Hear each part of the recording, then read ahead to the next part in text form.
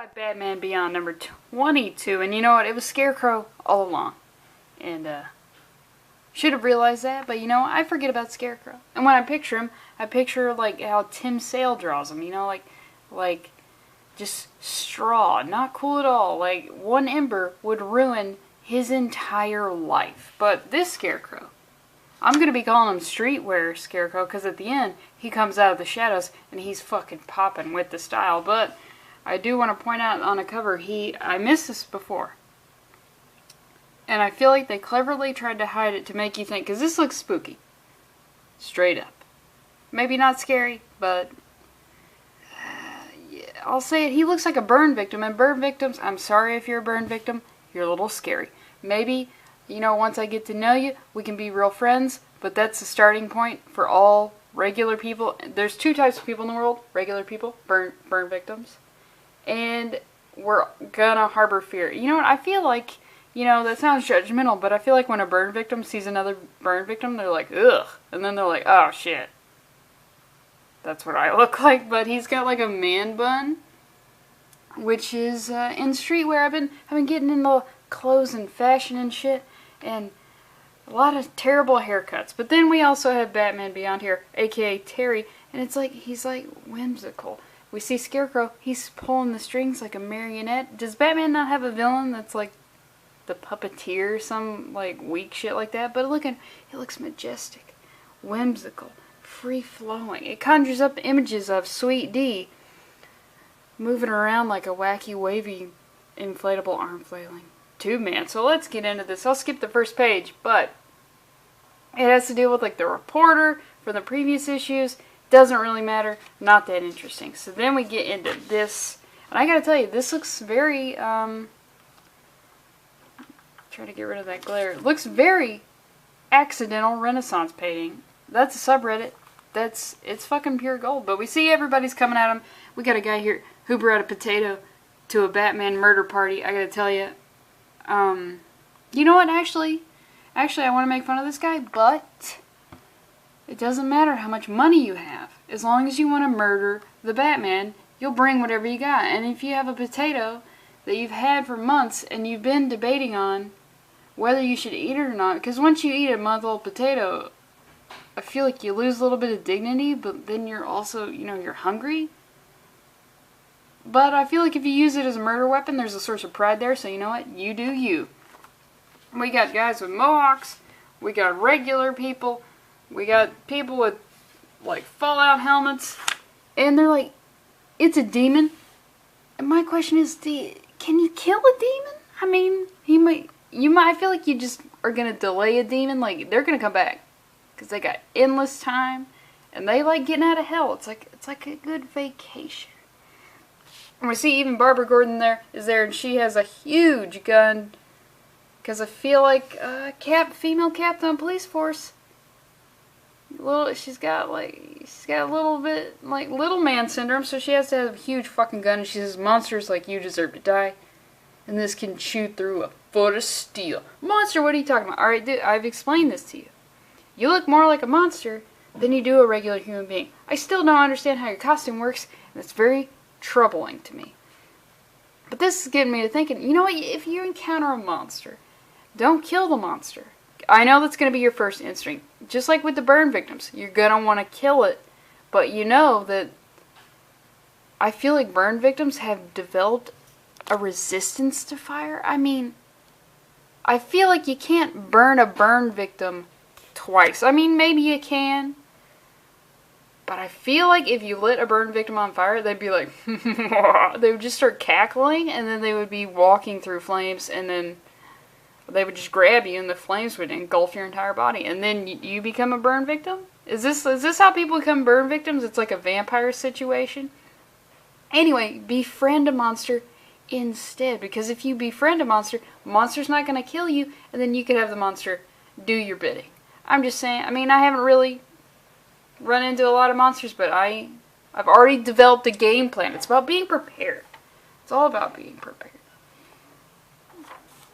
So we see he's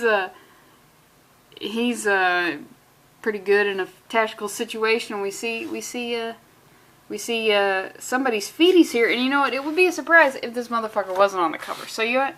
Kind of ruined it here.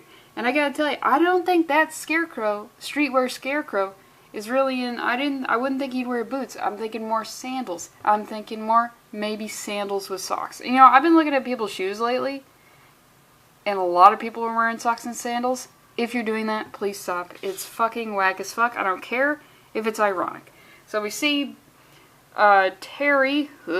He doesn't want to fight the crowd because they're civvies, you know. And we see Scarecrow. He's being Scarecrow, and he's like, it pleases me.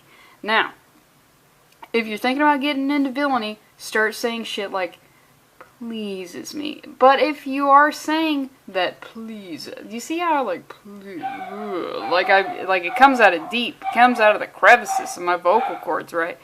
It's very creepy and villainous. So if you're saying that and you're not thinking about, at the very least, getting into some street level crime and probably torture, stop saying it. But if you're thinking about getting into the biz, start saying it now.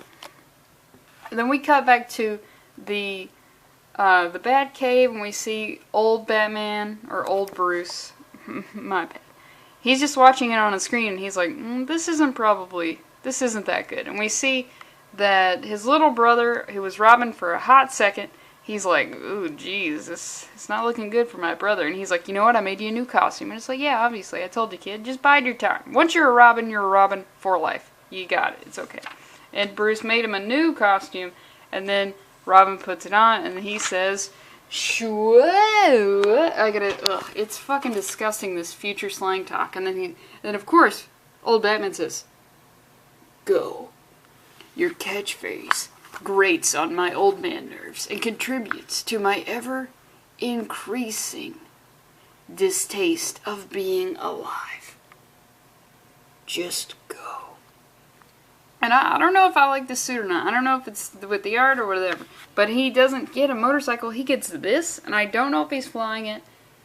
But that's unsettling because I feel like he doesn't have his written permit for this. And, I mean, maybe there isn't a lot of traffic in the sky. Maybe there is. I don't know. This is decades in the future. So, there's a scene where the reporter's boss goes to her apartment. It doesn't really matter.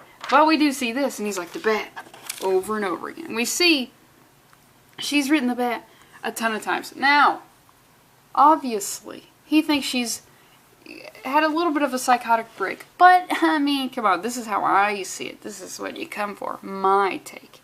She's obviously working on her tag. What do I mean? By tag, I'm talking about foundations of graffiti. I have notebooks that are, just fun fact, the sketch pad, notebook, whatever you do your graffiti stuff in, that's called a black book, no matter what color it is, but if you want to be traditional, yeah, you get black. And I've written the same word hundreds of times. And if you were to see that, you would think that I've obviously fucking lost it. But I'm just working on my tag. You gotta develop the consistency. So that's what I see. I'm like, she's just working on a tag. And she's gone with her writer name is the Bat, and, I mean, it's recognizable, but it's a little bit biting off the Batman, the Bat Family style, so she should probably, you know, come up with something else so she's not a biter. I'm giving you this all, like, cool slang shit right now. But I'm just saying, when I see that, I'm not alarmed. Maybe I should be, but that's where my mind goes, that she's working on her tag. Tell me why I shouldn't see this in a theater. Because it's looking to go that way. And then, okay, we cut back to Terry. A guy grabs his leg and while he tries to escape in the air, and he's like, oh, you fucking idiot, now I have to save you. Come on. And he swoops down to save him, and we see this little girl who, I gotta tell you, she came to a murder party and she's not doing any murdering. She's very suspect. And then we see Scarecrow, he's just literally, not even lurking, just standing in the shadows, which is, what's more alarming, lurking in the shadows, which moving around a little bit, covering some groundwork, or just standing in the same spot? I don't know, I feel like I just described homeless people, and homeless people tactics, so, you know, subscribe if you're homeless. And he's telling her, yes, attack your tormentor, kill him. It's the only way to liberate yourselves from his terror. But I'm afraid. And then, there we see Barbara Gordon's gun. You can free yourself with guns. Guns equal power if you're feeling like maybe life isn't going your way, get a gun. People are going to do what you tell them to do. So he says, use it. And she says, ote, which, pump all the brakes. Look, I know in America we've got this huge issue with gun law, gun control, gun violence. But I think I've developed a gun law, that we can all get behind. If you can't say okay, you can't shoot a gun. That sets the bar pretty goddamn low. And I feel like that's one we can all get behind. If you can't say okay, you can't murder.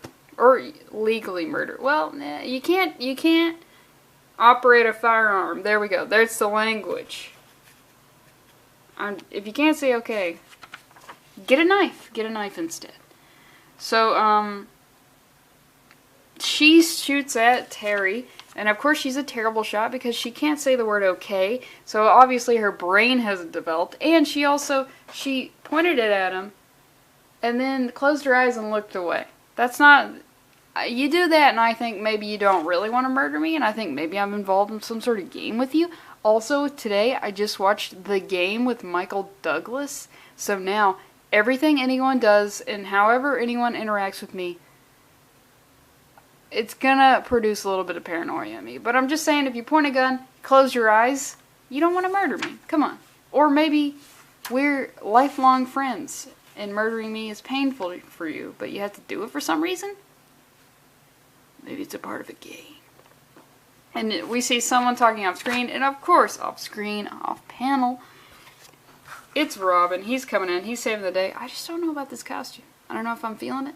I think I'm just not a big fan of yellow, and I feel like his costume is pretty plain. And so he comes in, and he's like, okay, I'm really psyched you're here. Yeah. You better start singing his graces. I mean... You think there's going to be a 14-year-old who comes in swooping, saving the day every time? Probably, because he's got the outfit. So you can probably count on him. But I'm just saying, and he's happy to see him here, and he's like, look, don't murder anyone, even though they were trying to murder me pretty hard. But I mean, look, can we just take a second here? Let's take a second here and look. There's at least 50 people here. They couldn't murder one guy. These people need to be exterminated. I mean... I don't think they wanted to murder him at all. I mean, you get an angry mob together, and I don't think maybe that they want to take down the Frankenstein with fire. I think they just want to spook him a little bit, because how dare you be made out of various people? We all agreed that you can be made from one people. You can get internal parts from other people via organ donation, but I better not see visible stitches on you. It's very scary. And then we see that Scarecrow, he's elevating the fear. So, yeah, these people are like, hey, a little bit of more fear. Maybe we're going to get this murder thing popping, get this shit solved. But I want to show the scene. So this guy, he is the boss of the reporter. He's trying to figure out where she is. I can't even remember what happened to her. Or, like, why she went crazy or whatever. He breaks into the Batcave. Because it turns out he was a guy called the Creeper, which seems like a fitting moniker for a guy. That's a lot. How can you creep in anything when you're that brightly colored? Anyway, so this guy, he just sneaks into the fucking Batcave, and I'm like, no. Nobody should be able to sneak into the Batcave. Ants shouldn't be able to sneak into the Batcave. Batcave's probably full of crumbs everywhere. Ants shouldn't be able to get in that bitch. But this guy, he just gets in there. And then Bruce is just kind of fine with it. Come the fuck on. Especially this ancient motherfucker. I don't think so. Like, come on. Batcave is literally the most impenetrable place ever conceived. And an old man who used to be a villain of some sort just creeps on in. I don't fucking think so. I refuse. And then they go through some stuff about how the reporter... had some bad memory of Batman when she was a child, thus contributing to her fear today. Blah, blah, blah. Doesn't matter. Cut back to Terry and the little girl and whatever, and then we finally see this version of Scarecrow, Streetwear Scarecrow.